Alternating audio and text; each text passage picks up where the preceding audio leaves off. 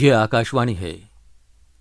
वार्ताओं के अखिल भारतीय कार्यक्रम में आजादी का अमृत महोत्सव के अंतर्गत स्वर्णिम युग स्वर्णिम अध्याय क्रम में लीजिए सुनिए परिचर्चा। असहयोग आंदोलन नई क्रांति का आगाज। प्रतिभागी हैं गांधीवादी विचारक श्री इंद्रभूषण गोयल, इतिहासकार डॉक्टर सुखाराम और साहित्यकार तथा समालोचक डॉक्टर ब्रिजरत्न जोशी। परिचर्चा का संचालन कर रहे हैं वरिष्ठ पत्रकार डॉक्टर मधु आचार्य। नमस्कार। सबसे पहले अपना परिचय आपको दे दूं कि मैं मधु आचार्य, पत्रकार, साहित्यकार और रंगकर्मी। मैंने अनेक पुस्तकें लिखी, अनेक नाटकों में अभिनय किया और गांधी के विचारों से सदैव प्रेरित रहा। हमारा देश अभी आज़ादी का अमृत महोत्सव मना रहा है। हमें ये जानना जरूरी है कि ये आज़ादी हमें कैसे मिली। इस आज़ादी को पाने के लिए हमारे देश के अनेक सपूतों ने प्राण न्यौछावर किए। जरूरत इस बात की है कि हम समझें कि आज़ादी व्यक्ति और किसी भी राष्ट्र के विकास के लिए बहुत ज़रूरी है। और व्यक्ति जब तक ये नहीं समझ पाएगा कि आज़ादी कितनी अनमोल है और हमें उसे अक्षुण्ण रखने के लिए सदैव प्रयासरत रहना चाहिए। हमारे भारतीय लोकतंत्र में संविधान निर्माताओं ने जहां एक तरफ व्यक्ति को अधिकार दिए, वहीं कुछ कर्तव्य भी दिए। ये दोनों इस बात का द्योतक हैं कि हम निरंतर आज़ादी की कहानी को दोहराते रहें और नई पीढ़ी के लोगों को उन तक पहुंचाते रहें। आज़ादी का अमृत महोत्सव उसी कड़ी का एक परिणाम है, क्योंकि बहुत से लोग ऐसे हैं जो देश आज़ाद होने के बाद पैदा हुए। उन तक उन सब जानकारियों को पहुंचाना हमारा परम ध्येय बनता है। हम महात्मा गांधी, पंडित जवाहरलाल नेहरू, चंद्रशेखर आज़ाद, भगत सिंह, न जाने ऐसे कितने लोग हैं जिनके बारे में पूरा जाने, उनको पहचाने और उन सारे चरणों को हम अपनी आंखों के सामने से गुजारें जिन पर चलकर हम इस आज़ाद भारत तक पहुंच पाए थे। हमने बहुत गुलामी सही है, हमारे उस दौर के लोगों ने बहुत प्रताड़ना सही है, बहुत दुख सहे हैं और उसके बाद जाकर हमें आज़ादी मिली है। आज हम असहयोग आंदोलन, जो हमारी आज़ादी का एक बहुत बड़ा आंदोलन था, उसमें कई चीज़ें शामिल हुई और देश नई जागृति से जुड़ा, जिसे हम एक नई क्रांति का आगाज भी कहते हैं असहयोग आंदोलन को। हम उस पर आज परिचर्चा करने के लिए एकत्रित हुए हैं और मेरे साथ हैं माननीय इंदुभूषण जी गोयल, जो गांधीवादी विचारक हैं और खादी मंदिर के मंत्री हैं। इससे भी बड़ी बात है कि वो एक स्वतंत्रता सेनानी परिवार के सदस्य हैं, जिन्होंने स्वतंत्रता आंदोलन के दर्द को भोगा है। अंग्रेजी शासन के पीड़ा को उनके परिवार ने भोगा है। और हमारे साथ हैं डॉक्टर सुखाराम जी, जो इतिहासकार हैं, डूंगर कॉलेज में इतिहास विभाग के प्रोफेसर हैं और इन्होंने इतिहास पर बहुत अच्छी पकड़ बनाई है। इसके अलावा हमारे साथ हैं ब्रिजरत्न जोशी। ब्रिजरत्न जोशी मूलतः साहित्यकार और आलोचक हैं, लेकिन सबसे बड़ी बात कि ये गांधी दर्शन के अध्येता हैं। गांधी के दर्शन को इन्होंने बहुत करीने से देखा है, उस पर शोध किया है। मेरा पहला निवेदन इंदुभूषण जी आपसे है कि असहयोग आंदोलन के क्या कारण रहे। महात्मा गांधी को यह आंदोलन आरंभ करने का निर्णय क्यों लेना पड़ा? क्योंकि स्वतंत्रता का आंदोलन तो अपनी गति से चल रहा था, लेकिन 1920 में अचानक इस आंदोलन को करने का निर्णय महात्मा गांधी जी को क्यों लेना पड़ा? असहयोग आंदोलन का शुरुआत जो है वो अगस्त 1920 की है, लेकिन इसके जो कारण थे उसमें यह था कि एक तो जलियांवाला बाग उसी समय हुआ था, एक साल पहले, जिसमें करीब 400 व्यक्तियों को एक तरह से हत्या की गई थी। जी। दूसरा, जो रॉयल एक्ट एक निकाला गया 1919 में, जिसके द्वारा ये था कि किसी भी व्यक्ति को उसकी जो आज़ादी थी बोलने की, उसको ख़त्म किया गया था और बिना कारण भी उसको पकड़ा जा सकता है जो ब्रिटिश गवर्नमेंट के खिलाफ आवाज़ उठाएगा। उस पर गांधी जी ने सोच विचार कर, चूँकि वो शुरू से ही अहिंसात्मक आंदोलन दक्षिण अफ्रीका से करते आए थे, इसलिए उन्होंने यहाँ पर भी इसका प्रयोग किया और सबसे पहला आंदोलन जो गांधी जी का था वह असहयोग आंदोलन ही था। असहयोग आंदोलन का नारा इस प्रकार दिया गया कि जो भी ब्रिटिश गवर्नमेंट से संबंधित काम है उसको जनता न करे। जैसे वकीलों को कहा गया कि वो ब्रिटिश गवर्नमेंट की कोई भी वकालत नहीं करें, मतलब उनकी पैरवी नहीं करें। जो नौकरी पेशे वाले थे उनको कहा कि ब्रिटिश गवर्नमेंट के हित के जो काम हैं उनको नकारा जाए। विद्यार्थियों को कहा कि वो स्कूल और कॉलेजों की पढ़ाई छोड़कर इस असहयोग आंदोलन को शामिल करें। और उसमें आंदोलन ये था कि वो धरना प्रदर्शन जो भी ब्रिटिश गवर्नमेंट के सरकारी ऑफिस थे उनके आगे किया जाए। इसी क्रम में बहुत बड़ा ये आंदोलन हुआ और आखिर में इसको चोरी चौरा कांड के बाद बंद करना पड़ा।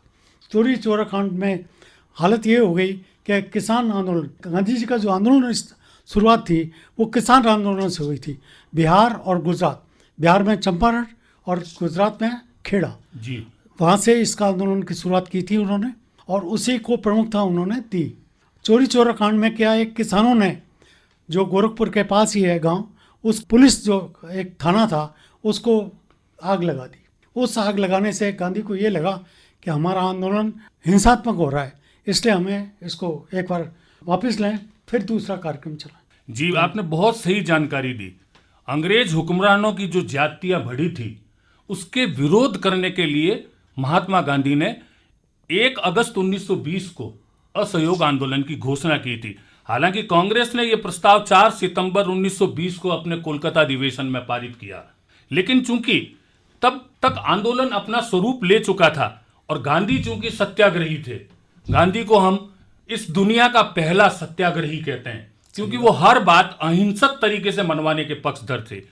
तो आपकी बात बहुत सही है कि रोलर एक्ट और उसके बाद की घटनाएं, उन्होंने गांधी को जलियांवाला बाग जिसमें नरसंहार किया गया अंग्रेजी हुक्मरानों द्वारा, तो उसके बाद से गांधी को ये विचार असहयोग आंदोलन का आया। मैं डॉक्टर सुखाराम जी आपसे ये पूछना चाहूंगा कि असहयोग आंदोलन के तहत महात्मा गांधी ने कई कार्यक्रम घोषित किए, उनके कार्यक्रम थे। फिर सितंबर में जब कांग्रेस ने अपने कोलकाता अधिवेशन में इसे अपना अधिकृत आंदोलन बना दिया, तब भी उन्होंने बहुत से कार्यक्रम दिए।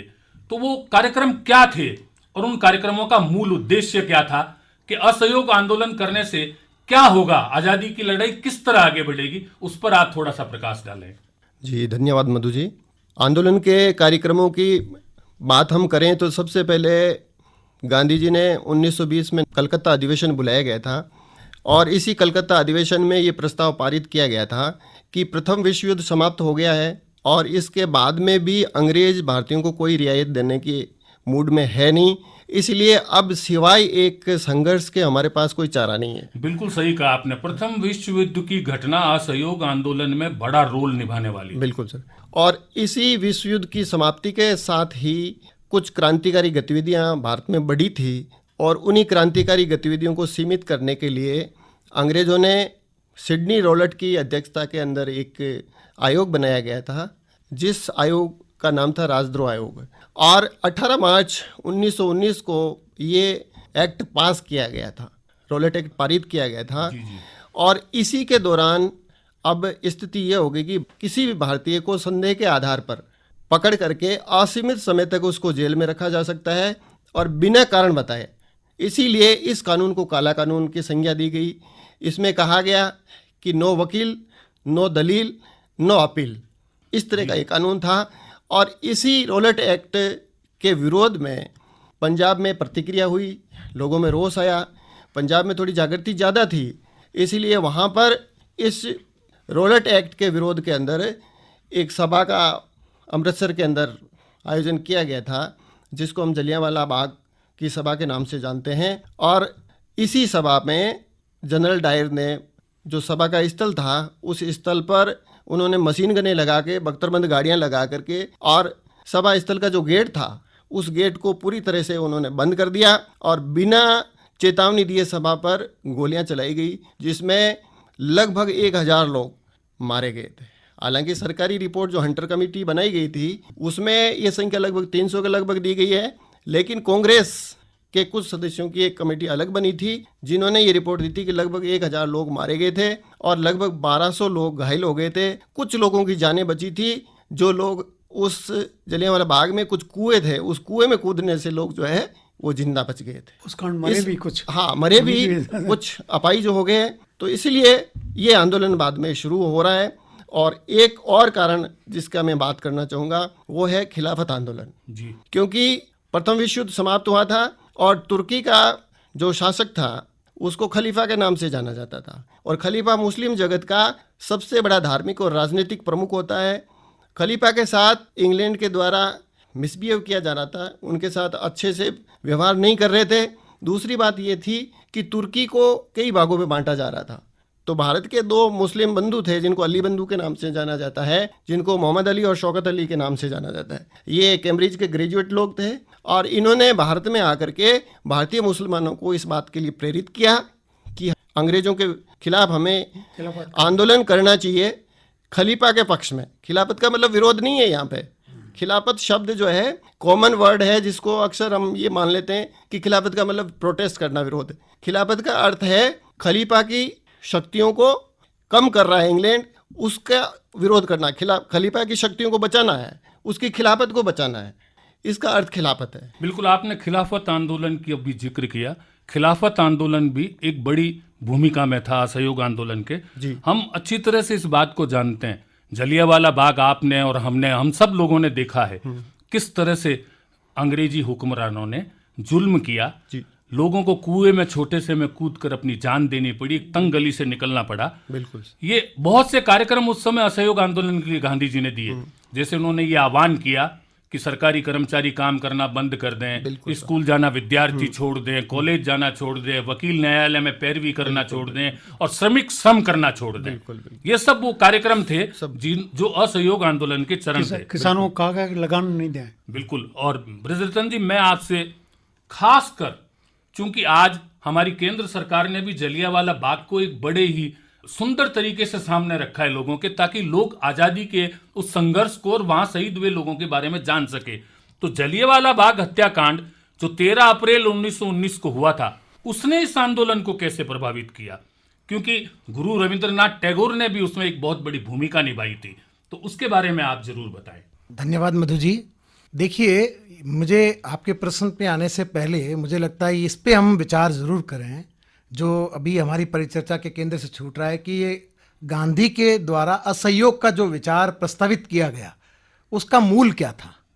असहयोग के इतिहास को अगर आप विश्व इतिहास में जाकर देखेंगे तो 15वीं शताब्दी में फ्रांस का एक विचारक था जिसका नाम था एतिने द ला बोइसी, और उन्होंने the discourse of volunteer servitude करके एक निबंध लिखा मात्र 23 वर्ष की उम्र में, जब वे लॉ कर रहे थे, और 33 वर्ष की आयु में उनकी मृत्यु हो गई। 38 पन्नों का एक निबंध लिखा। तो विश्व इतिहास में असहयोग या जैसे आप पैसिव रेजिस्टेंस या आप जैसे सविनय अवज्ञा, ये सब जो इस्तेमाल करते हैं, इन सब का बीज कोशीय ग्रंथ वो था। उसके ग्रंथ से मोंटेन जो फ्रांस का निबंधकार और विचारक था वो प्रभावित हुआ।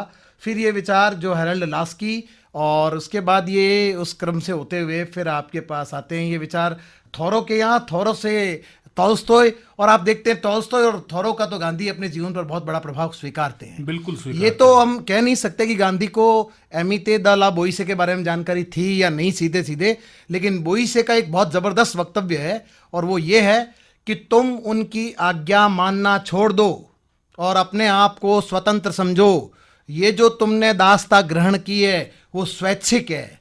हर एक तानाशाह, उसने तानाशाह के 3 प्रकार बताए। एक वो जो पैतृक दृष्टि से तानाशाह बन जाता है, दूसरा वो जो बलात् सत्ता पर अधिकार करके और तानाशाही मतलब सत्ता हथिया लेता है, और तीसरा आज जिस तरह से लोकतंत्र में निर्वाचित पद्धति से चुनकर आने के बाद वो तानाशाही रवैया जो अपनाया जाता है। इन 3 चीज़ों का उसने उदाहरण देकर समझाया कि दुनिया के इतिहास में ये 3 तरह की तानाशाहियाँ हैं और आप लोग कायरता की वजह से या शक्ति के अभाव से नहीं झुक रहे हैं, दास्ता स्वीकार नहीं कर रहे हैं, इसलिए कि आप उदासीन हैं, आप में सजगता नहीं है और आपको कुछ नहीं करना है, सिर्फ तानाशाह के कंधे पे हाथ रख कर कहना है कि मैं तुम्हारी आज्ञा का पालन आज से बंद कर रहा हूं। और आप देखिए उसने जो मूल विचार दिए वो पूरा राजनीतिक सिद्धांत था, और गांधी की मौलिकता इसमें थी, जो असहयोग आंदोलन जिसका मूल बना, वो विश्व में उस विचार का व्यावहारिक प्रयोग था यानी जैसे सुंदर जो बात वैयक्तिक है। ढंग से कह रहे थे, गांधी ने उसका सामूहिक रूप में प्रयोग करके दुनिया को दिखाया। ये गांधी की अपनी मौलिकता थी। और 15वीं शताब्दी से जो एतिनेदाला बोइसी से जो यात्रा शुरू हुई और हरलदास की और थोरो और तोल्स्ताय के माध्यम से गांधी तक जो पहुंची, बहुत संभव है गांधी ने, क्योंकि गांधी बहुत बड़े अध्येता थे और अपने पूरे जीवन में लाखों पुस्तकें उन्होंने अध्ययन की और 35,000 पत्रों का आदान प्रदान किया था, तो ये बहुत संभव है कि वो इनके नाम से और काम से परिचित रहे हैं। लेकिन ये कहीं अप्रामाणिक सोर्स नहीं मिलता कि गांधी ने एतिनेदाला बोइसी को पढ़ा था। लेकिन वो इनके विचारों को एकदम अक्षर सा मानते थे और उन्हीं के बताए मार्ग पर उन्होंने व्यवहार में चलकर दुनिया को बताया।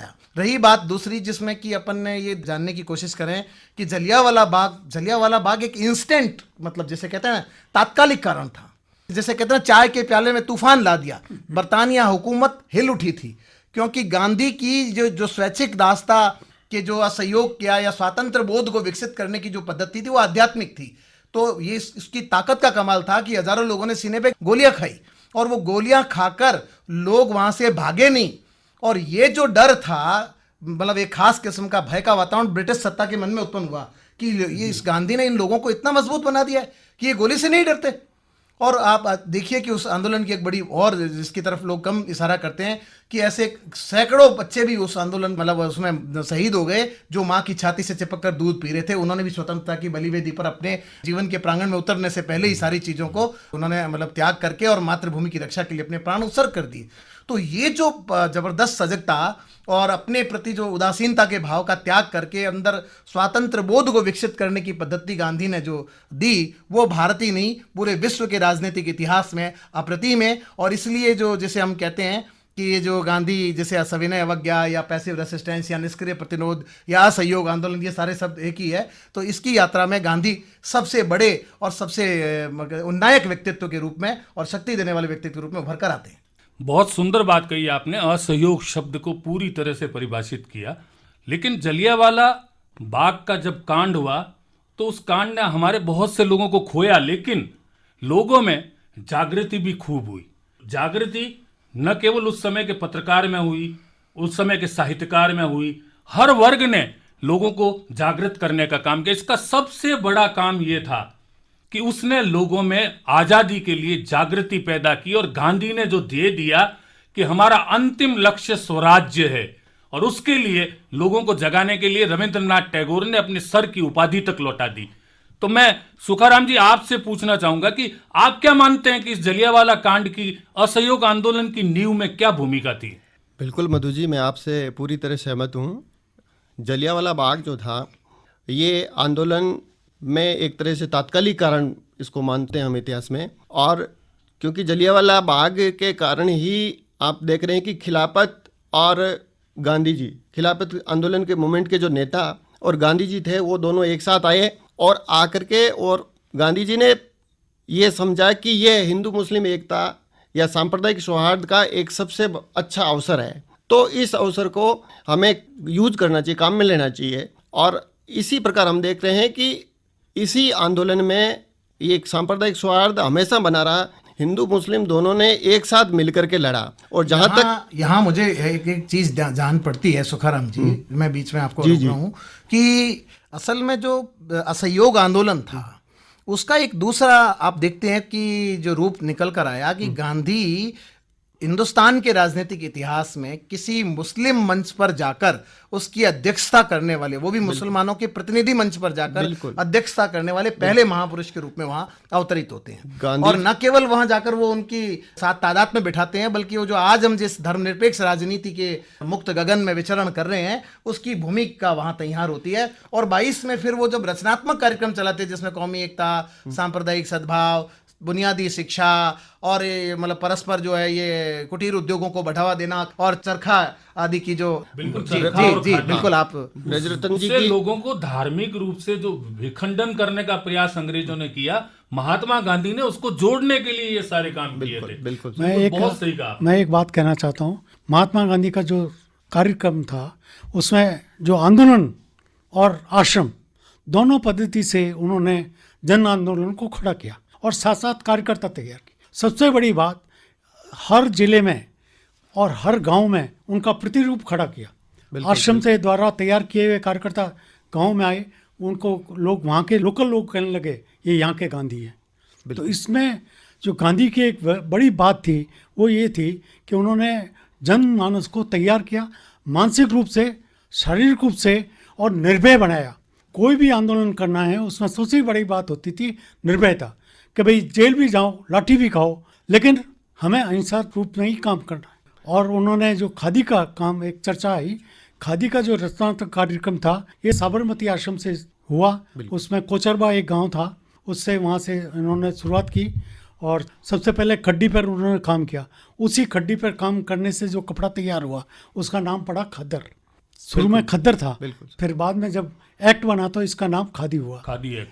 और उस खद्दर को बनाते समय कोचरबा में उनको सूत की समस्या आई कि सूत अभी हम मिल से लेकर कर रहे हैं कि सूत भी क्यों नहीं गांव के हिसाब हो। तो उन्होंने गांव को महिलाएं पकड़ी जिनके पास पुराना किसान चरखा था, उस पर सूत कतवाया, और फिर उन्होंने ये माना कि इससे हम एक बड़ी क्रांति कर सकते हैं। इसलिए चरखा को अहिंसात्मक रूप में एक चरखा मानकर उन्होंने इसका बीज बोया। बिल्कुल, गोयल साहब की बात बिल्कुल सही बात है। इसी बात को मैं आगे बढ़ाता हूँ, ब्रजरत्न जी की बात को पूरा करता हूँ कि गांधी जी पहले व्यक्ति थे जो इस आंदोलन में हम देख रहे हैं कि कोई भी एक हिंदू नेता मस्जिद में जाके भाषण दे रहा है। गांधी जी ने पहली बार मस्जिद में और मुस्लिम औरतों को संबोधित किया इस आंदोलन में। ये एक बहुत बड़ी उपलब्धि थी जो कि हमें बाद के आंदोलन जो थे हमारे स्वतंत्रता संग्राम के, सविनय अवज्ञा आंदोलन या भारत छोड़ो आंदोलन है, उस समय में ये चीज़ें नहीं दिखाई दे रही है। भले ही खिलाफत आंदोलन या खिलाफत का मुद्दा समाप्त हो गया, फिर भी हिंदू और मुस्लिम दोनों ने कंधे से कंधा मिला करके और इस आंदोलन को आगे बढ़ाया है। सरकारी उपाधियों के त्याग की बात की थी, जैसे कहा कि सर रविंद्रनाथ टैगोर ने सर की उपाधि का त्याग कर दिया, और गांधी जी ने स्वयं केसर हिंद की उपाधि का त्याग किया सबसे पहले। बिल्कुल, जो बिल्कुल। 1916 में गांधी जी को प्रथम विश्व युद्ध में अंग्रेजों का सहयोग करने के बदौलत मिली थी। तो गांधी ने कहा कि सबसे पहले मैं अपनी उपाधि का परित्याग करता हूं, और राजकीय उत्सवों में भाग नहीं लेने की उन्होंने शपथ दिलाई। इसके अलावा प्रांतीय और जो केंद्रीय विधानमंडल है उनके अंदर आपको पार्टिसिपेट नहीं करना है, नए चुनाव लड़ने हैं, राजकीय न्यायालयों का बहिष्कार करना है, शिक्षण संस्था जो भी अंग्रेजी शिक्षण संस्थाएं उनका विरोध करने की बात इस आंदोलन में कही गई, और विदेशी माल का जो बहिष्कार हुआ है। गांधी जी कहते हैं कि हम जब टोली लेकर के जाते थे, ट्रेनों में बैठ करके जाते थे, तो जगह जगह स्टेशन पर लोग इकट्ठे होते, तो हम लोगों से आह्वान करते कि आप विदेशी वस्त्रों का बहिष्कार कर दीजिए। तो लोग कहते कि कपड़े नहीं पहनेंगे क्या? तो वो कहते थे कि कपड़े नहीं है तो पूरे कपड़े आप बहिष्कार करो, जरूरी नहीं है, आप टोपी का बहिष्कार कर दीजिए, आप या कोई छोटा मोटा एक सांकेतिक रूप से ही करिए, लेकिन कर दीजिए। तो लोग तुरंत प्रभाव से वो करते बिल्कुल, मैं आपकी बात से सहमत हूँ, क्योंकि गांधी ने खादी का सिद्धांत और सूत्र केवल इसीलिए दिया कि वो लोगों से विदेशी कपड़े छुड़वाना चाहते थे। बिल्कुल। वो हर मोर्चे पर एक एक नागरिक को जागृत करना चाहते थे। इसीलिए असहयोग आंदोलन वो आंदोलन था जो एक नई क्रांति लाया स्वतंत्रता आंदोलन में भारत के। बहुत सुंदर बात आपने कही, और मैं आपको एक छोटे से प्रसंग के साथ इस बात को पूरा करूंगा कि जब महात्मा गांधी चंपारण गए तो उन्होंने वहां सब लोगों को, हर जाति और धर्म के लोगों को बाहर आंदोलन के लिए बुलाया, लेकिन 3 महिलाएं एक मकान की खिड़की में खड़ी रही, बाहर नहीं आई। उनके साथ कस्तूरबा थी। तब उन्होंने कस्तूरबा को जाके कहा कि आप जाके देखिए कि महिलाएं बाहर क्यों नहीं आ रही है।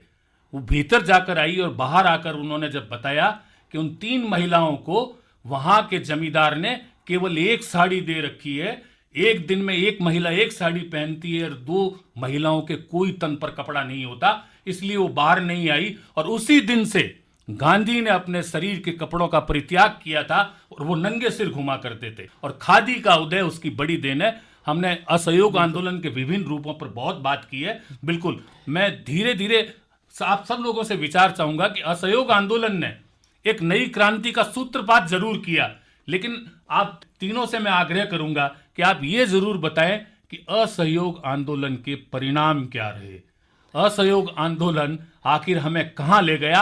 और मैं चाहूंगा शुरुआत ब्रजरत्न जी करें। असहयोग आंदोलन के परिणाम स्वरूप भारतीय जनता में स्वराज्य के प्रति प्रखर चेतना का उदय हुआ, और वहां से एक ऐसी जन जागृति व्यापक जन समुदाय में आई, और भारत की जनता को ये समझ में आया कि प्रकृति ने हमें स्वतंत्र व्यक्तित्व के रूप में विकसित और पुष्पित करने के लिए इस धराधाम पर भेजा है। इसलिए हमें अपनी स्वतंत्रता को बचाए रखना है हर हाल में, चाहे वो मानसिक हो, शारीरिक हो, चाहे यंत्र के प्रति हो। सब प्रकार की दास्ताओं से मुक्त होकर स्वैच्छिक दास्ता का परित्याग करते हुए स्वतंत्रता के पथ पर आगे बढ़ना है। इंदु भूषण जी, आप जरूर बताएं कि असहयोग आंदोलन के परिणाम क्या रहे, उनका नतीजा क्या निकला।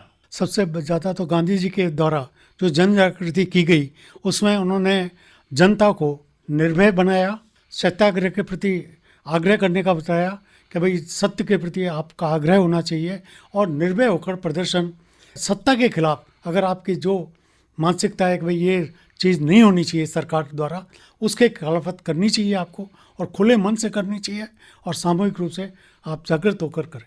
खिलाफत क्या सूत्र असहयोग आंदोलन ने दिया? सुखाराम जी, आप क्या मानते हैं, असहयोग आंदोलन का परिणाम क्या रहा? देखिए सर, खिलाफत का एक ही सूत्र था कि भारतीय जनमानस के मन से भय को खत्म कर दिया। अब अंग्रेजी राज का भय जो था वो लोगों के मन से निकल गया। गांधी जी ने कहा कि जेलों के दरवाजे चौड़े कर दो और हर एक व्यक्ति जेल पहुंचे, इसलिए अब जेलों का भय नहीं है, किसी प्रकार का अंग्रेजी आतंक अब नहीं रहा है। दूसरे परिणाम की हम बात करें तो कांग्रेस, उसके बारे में ये कहा जाता था कि कांग्रेस मुट्ठी भर लोगों की संस्था है, उच्च वर्गीय लोग और मध्यम वर्गीय लोगों की संस्था है। वो एक अखिल भारतीय संस्था बन गई है। उसकी पहुंच शहरों से गांवों और छोटे छोटे कस्बों तक उसकी पहुंच हो गई, इसलिए उसका जनाधार बहुत ही व्यापक हो गया है।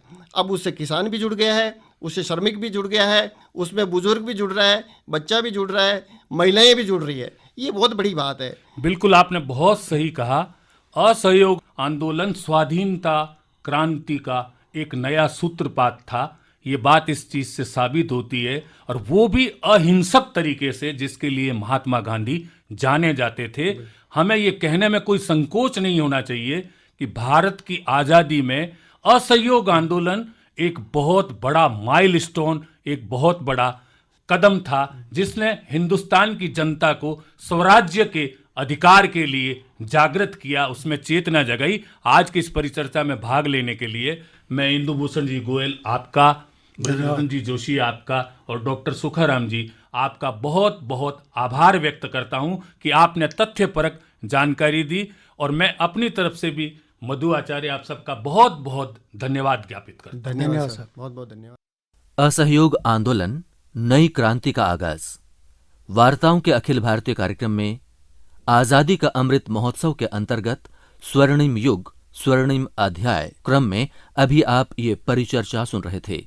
प्रतिभागी थे गांधीवादी विचारक श्री इंद्रभूषण गोयल, इतिहासकार डॉक्टर सुखाराम और साहित्यकार तथा समालोचक डॉक्टर ब्रिजरतन जोशी।